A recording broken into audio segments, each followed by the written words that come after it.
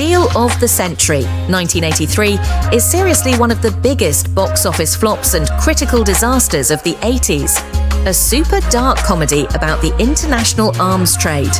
It came out with a cast full of huge stars, a director fresh off massive hits, and a hot political topic that should have lit the place up.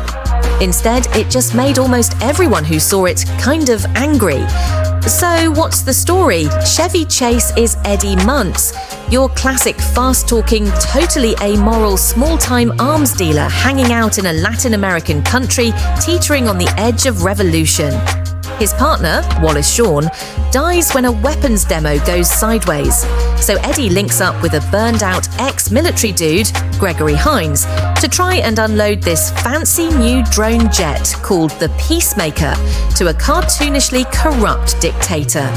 Sigourney Weaver plays a defense contractor exec who's both Chevy's love interest and, sort of, his moral compass. The whole movie thinks it's Dr. Strangelove meets used cars, so it's going for zany black comedy, except the tone is all over the place. 1 minute it's slapstick, then it's super cynical, then people are getting gunned down out of nowhere. Why does everyone remember it? For all the wrong reasons. Wild shifts in tone.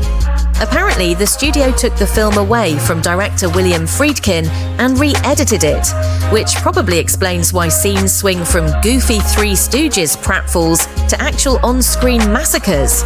Chevy Chase gone dark. If you're expecting the charming, wisecracking Chevy from Vacation, forget it. Here he's totally nihilistic, selling weapons and laughing about civilian deaths. Chevy himself really hates this movie. Gregory Hines makes his movie debut. Gregory Hines, the legendary dancer, actually brings some heart to the movie, and he's about the only one with a real story arc. The drone subplot. So there's this killer drone called the Peacemaker. Maybe the movie's only bit of accidental genius, predicting drone warfare in 1983. But the film can't decide if it's a joke, a horror, or just a cool toy. Friedkin disowned it. William Friedkin has said this was the worst project of his whole career, and apparently if it comes on TV, he's out of there. Here's what people thought back then. Roger Ebert gave it just 1 star and called it a strange, unsatisfying, offensive movie that takes a potentially interesting subject and talks it to death. Variety wrote it was a misfire on almost every level. You'd find it on a bunch of 10 worst lists for 1983. Does anyone like it now? Honestly, only a tiny cult of contrarians and arms industry history nerds care about this movie, mostly for how oddly ahead of its time it was on drones, and the messy overlap between business and government.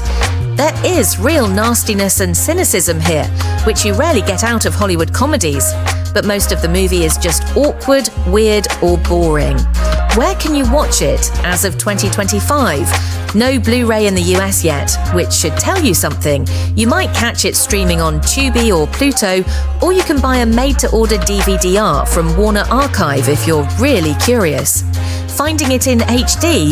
Good luck. Bottom line, Deal of the Century is this wild, mean-spirited attempt to satirize the military-industrial complex, but it bombed so hard it nearly ruined a few big careers. It's fascinating if you're into obscure Hollywood disasters, but let's be real, it's not a lost treasure.